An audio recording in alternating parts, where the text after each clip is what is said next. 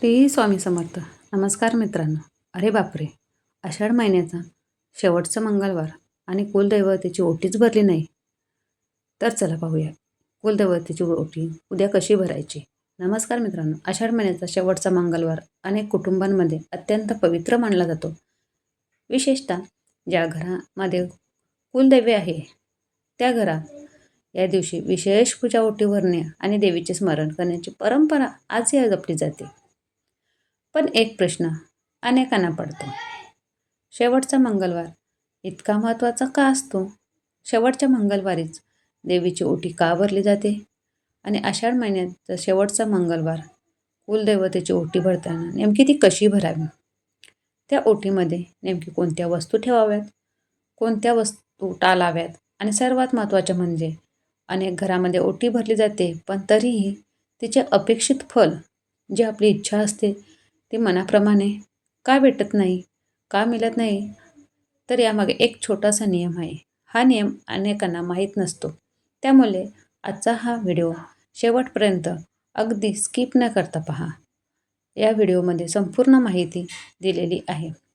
तर चला पाहूया मित्रांनो आणि माझ्या मैत्रिणींनो. भारतीय संस्कृतीमध्ये प्रत्येक कुटुंबाची एक कुलदेवी आणि कुलदैवत असते.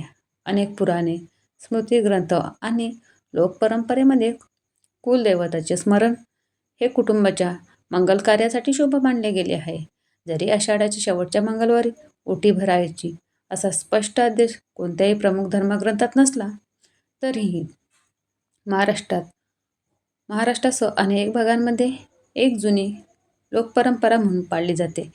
या दिवशी देवीसमोर कृतज्ञतेने नतमस्तक होऊन कुटुंबाच्या सुख समृद्धीसाठी प्रार्थना केली जाते. आणि या आषाढ महिन्याच्या शेवटच्या मंगळवारी म्हणजे उद्याच आपल्याला ही ओटी भरायची आहे. कुलदेवीची ओटी भरली जाते. ओटी भरण्याचा अर्थ फक्त काही वस्तू अर्पण करणे असा नसतो. म्हणजे आपण ओटी भरतो त्यामध्ये काही वस्तू अर्पण केले म्हणजे ओटी भरली असा होत नाही. तर देवीप्रती श्रद्धा, कृतज्ञता आणि समर्पण व्यक्त करण्याचा एक सुंदर संस्कार आहे. ज्याच्या घरात अनेक वर्षांपासून कुलदेवीची पूजा सुरू आहे त्या घरातील ज्येष्ठ मंडळी सांगतात की देवीसमोर श्रद्धेने भरलेली ओटी ही केवळ अर्पण नसते, तर ती आपल्या घरातील मंगल भावना देवीच्या चरणी अर्पण करण्याचा क्षण असतो. मात्र आता ही ओटी भरताना काही गोष्टींची काळजी घेणे आवश्यकच आहे, अत्यंत महत्त्वाचे आहे. कारण श्रद्धा जितकी महत्त्वाची आहे तितकी शुद्ध भावना देखील महत्त्वाची आहे. आता आपण जाणून घेणार आहोत सर्वात महत्त्वाचा भाग म्हणजे आषाढ महिन्याच्या शेवटच्या मंगळवारी कुलदेवीची ओटी नेमकी कशी भरावी. तर कुलदेवीची ओटी भरताना सर्वप्रथम काय करावे, कोणत्या गोष्टी लक्षात ठेवाव्या हे आपण जाणून घेऊया. उद्या आहे आषाढ महिन्याचा शेवटचा मंगळवार आणि उद्याच आता ही ओटी कशी भरावी हे पहा आणि उद्याच ही ओटी भरून घ्या. कुलदेवीची पूजा ही केवळ बाह्यविधी नाही. आपल्या धर्मपरंपरेत प्रत्येक पूजेचे पहिले तत्व म्हणजे शुद्ध मन, श्रद्धा आणि कृतज्ञता. त्यामुळे ओटीतील वस्तूंपेक्षा भावनेला अधिक महत्त्व दिले जाते. आता पूजेची तयारी कशी करायची ते पाहूया. सकाळी शक्य असल्यास स्नान करून स्वच्छ किंवा पारंपरिक वस्त्र परिधान करा. सकाळी लवकर उठून स्नान करून पारंपरिक म्हणजे आपले कुलदेवतेचे जे पारंपरिक वस्त्र आहेत ते परिधान करा. देवघर किंवा कुलदेवीचे स्थान स्वच्छ करा. देवीसमोर तुपाचा किंवा तेलाचा दिवा लावा. धूप किंवा उदबत्ती अर्पण करा आणि मन शांत करून देवीचे स्मरण करा. त्यानंतर देवीला हळद आणि कुंकू व्हावे. अनेक भागात लाल फुले किंवा जास्वंद अर्पण करण्याची प्रार्थना आहे. उपलब्ध फुले श्रद्धेने वाहिली तरी चालतात. म्हणजे जर लाल फुले किंवा जास्वंद नसेल तर तुमच्याकडे जी फुले उपलब्ध आहेत ती श्रद्धेने देवीला व्हायची आहेत. आता येतो ओटी भरण्याचा क्षण. परंपरेनुसार एक स्वच्छ ताटात किंवा लाल वस्त्रावर ओटीसाठी वस्तू ठेवाव्यात. सामान्यतः पुढील वस्तू वापरल्या जातात: हळद, कुंकू, अक्षदा म्हणजे तांदूळ, एक नारळ, खण किंवा ओढणी, शक्य असल्यास फुले, फळं किंवा नैवेद्य. आणि जर ओढणी किंवा एखादा कपडा नसेल तर आपण एक साडीसुद्धा देवीला अर्पण करू शकतो. आपल्या क्षमतेनुसार या वस्तूंचे महत्त्व काय आहे? हळद मंगल आणि सौभाग्याचं प्रतीक असते.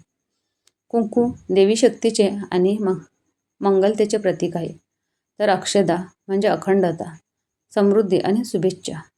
नारळ म्हणजेच पूर्ण समर्पण आणि पवित्रतेचे प्रतीक मानले जाते. खण किंवा वस्त्र हे देवीला सन्मानपूर्वक अर्पण करण्याची परंपरा आहे. दक्षिण म्हणजे दान, भाव आणि कृतज्ञतेचे प्रतीक लक्षात ठेवा. कोणत्याही प्रमुख ग्रंथामध्ये याच वस्तू असणे अनिवार्य असा नियम दिलेला नाही. विविध प्रदेशात परंपरेनुसार बदल असू शकतो.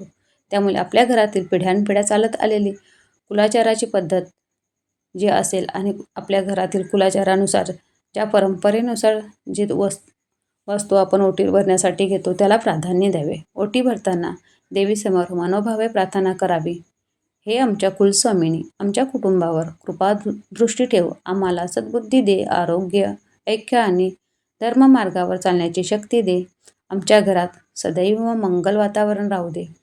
या दिवशी मनापासून अशी प्रार्थना करा. हे आमच्या कुलस्वामिनी आमच्या कुटुंबावर तुझी कृपा दृष्टी सदैव राहू दे.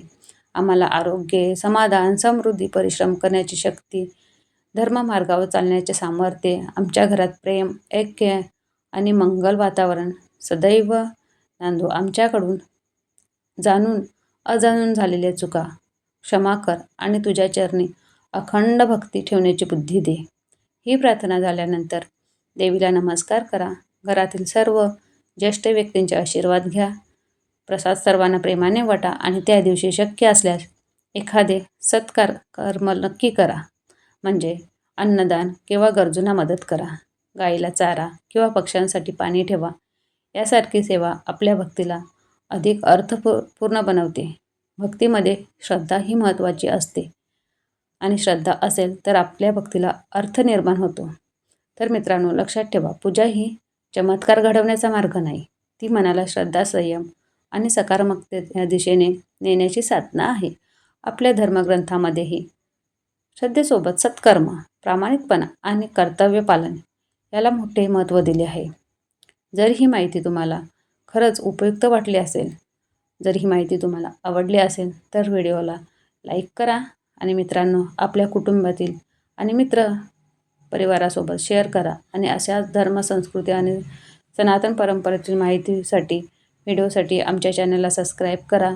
शेवटी आपण सर्वजण मनापासून म्हणूया, जय कुलस्वामिनी माता, जय अंबे जगदंबे, सर्व भवतु सुखीन. धन्यवाद. पुन्हा भेटूया एका नवीन माहितीसह. तोपर्यंत धन्यवाद. श्री स्वामी समर्थ.